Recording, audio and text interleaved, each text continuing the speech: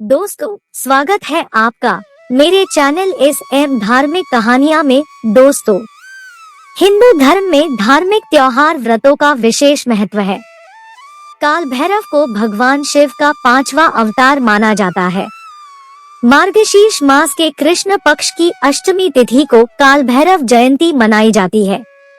वहीं हर महीने कृष्ण पक्ष की अष्टमी तिथि को कालाष्टमी का व्रत भी किया जाता है। धार्मिक मान्यता है कि जो कोई भी व्यक्ति काल भैरव जयंती के दिन विधि विधान से उनकी पूजा करता है तो उससे वे प्रसन्न होते हैं। भैरव जी का स्वरूप भयानक माना जाता है, लेकिन अपने भक्तों की वे सदैव रक्षा करते हैं। यह भी धार्मिक मान्यता है कि काल भैरव की पूजा करने से नकारात्मक शक्तियों, ऊपरी बाधा और भूत प्रेत जैसी समस्याएं दूर हो जाती है। भैरव जी अगर अपने भक्त पर प्रसन्न हो जाएं तो उसकी सभी मनोकामनाएं पूर्ण कर देते हैं, और अगर वे किसी पर नाराज हो जाएं तो उसका अनिष्ट भी हो सकता है। भैरव जी की पूजा करते वक्त कुछ विशेष बातों का ध्यान रखना आवश्यक है। हम आपको बता रहे हैं कि किस तरह भगवान भैरव की पूजा करें। काल भैरव की पूजा विधि।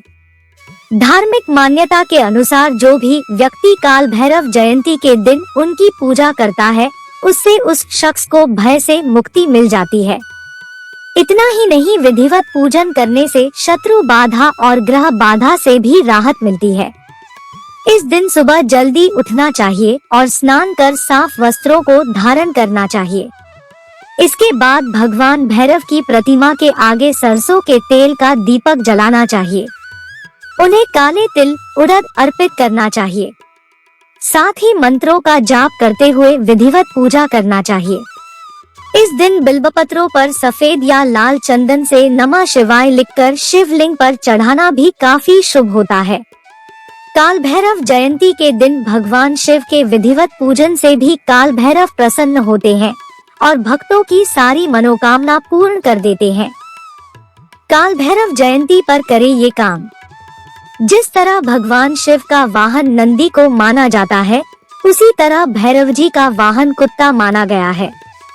काल भैरव जयंती पर काले कुत्ते को मीठी रोटी या गुड़ के पुए खिलाना शुभ माना जाता है। इस दिन काल भैरवाय नमः का जप एवं काल भैरवाष्टक का पाठ करने से ऊपरी बाधाएं, भूत प्रेत की परेशानी दूर होती है। इस दिन किसी भी काल भैरव मंदिर में जाकर गुलाब, गूगल की खुशबूदार अगरबत्ती और चंदन चढ़ाना चाहिए। नींबू की माला भी भैरव जी को चढ़ाना चाहिए। इस दिन गरीबों को दान देना काफी शुभ माना जाता है। काल भैरव जयंती पर ना करें ये काम। काल भैरव जयंती के दिन किसी से भी झूठ न बोले और किसी को भी धोखा नहीं दे। ऐसा करने से बड़ा नुकसान उठाना पड़ सकता है। गृहस्थ लोगों को इस दिन काल भैरव के सौम्य स्वरूप बटुक भैरव की पूजा करना चाहिए। इस दिन किसी भी पशु से हिंसक व्यवहार नहीं करना चाहिए। किसी का बुरा करने के लिए कभी भी काल भैरव की पूजा नहीं करना चाहिए। अगहन माह में कृष्ण पक्ष की अष्टमी को भैरवाष्टमी कहा जाता है। शिव पुराण के अनुसार अगहन माह के कृष्ण पक्ष की अष्टमी के दिन ही शिव जी के अंश काल भैरव का जन्म हुआ था। काल भैरव को भगवान शिव का दूसरा रूप कहा जाता है। भैरव अष्टमी के दिन व्रत, उपवास, पूजा पाठ का विशेष महत्व माना जाता है। मान्यताओं के अनुसार काल भैरव की पूजा से घर में नकारात्मक ऊर्जा, जादू टोने, भूत प्रेत आदि का भय नहीं रहता।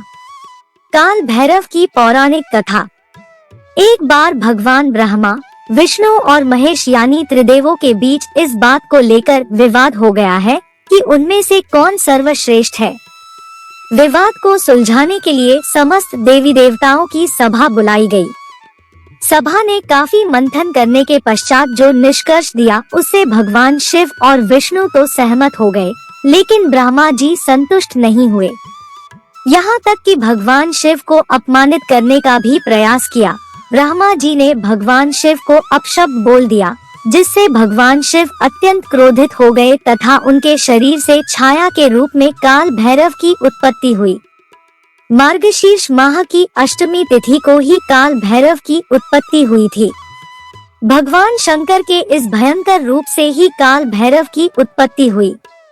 सभा में उपस्थित समस्त देवी देवता शिव के इस काल भैरव रूप को देखकर थर्राने लगे। काल भैरव जो कि काले कुत्ते पर सवार होकर हाथों में दंड लिए अवतरित हुए थे, क्रोध से उत्पन्न काल भैरव जी ने अपने नाखून से ब्रह्मा जी का सिर काट दिया। ब्रह्मा जी पर प्रहार कर उनके एक सिर को अलग कर दिया। ब्रह्मा जी के पास अब केवल 4 शीश ही बचे। उन्होंने क्षमा मांगकर काल भैरव के कोप से स्वयं को बचाया। ब्रह्मा जी के माफी मांगने पर भगवान शिव पुनः अपने रूप में आ गए, लेकिन काल भैरव पर ब्रह्मा हत्या का दोष चढ़ चुका था। इसके बाद ब्रह्मा हत्या के पाप से मुक्ति पाने के लिए काल भैरव तीनों लोकों में घूमे, परंतु कहीं भी उन्हें शांति नहीं मिली। अंत में कई वर्षों तक यत्र तत्र भटकते हुए वाराणसी में पहुँचे, जहाँ उन्हें इस पाप से मुक्ति मिली। भगवान काल भैरव को महाकालेश्वर दंडाधिपति भी कहा जाता है। वाराणसी में दंड से मुक्ति मिलने के कारण इन्हें दंडपाणी भी कहा जाता है। वहाँ एक भविष्यवाणी हुई जिसमें भैरव बाबा को काशी का कोतवाल बनाया गया तथा वहाँ रहकर लोगों को उनके पापों से मुक्ति दिलाने के लिए वहाँ बसने को कहा गया। शिव पुराण के अनुसार मार्गशीर्ष मास के कृष्ण पक्ष की अष्टमी को दोपहर में भगवान शंकर के अंश से भैरव की उत्पत्ति हुई थी। इसलिए इस तिथि को काल भैरवाष्टमी या भैरवाष्टमी के नाम से जाना जाता है। पुराणों के अनुसार अंधकासुर दैत्य अपनी सीमाएं पार कर रहा था। यहाँ तक कि एक बार घमंड में चूर होकर वह भगवान शिव के ऊपर हमला करने का दुस्साहस कर बैठा। तब उसके सहार के लिए शिव के खून से भैरव की उत्पत्ति हुई। दोस्तों, कमेंट करके बताएं कि आपको हमारी यह प्रस्तुति कैसी लगी।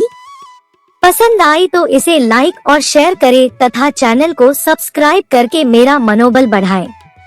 मिलते हैं जल्दी ही एक और नई कहानी के साथ। तब तक स्वस्थ और खुश रहें। नमस्कार दोस्तों।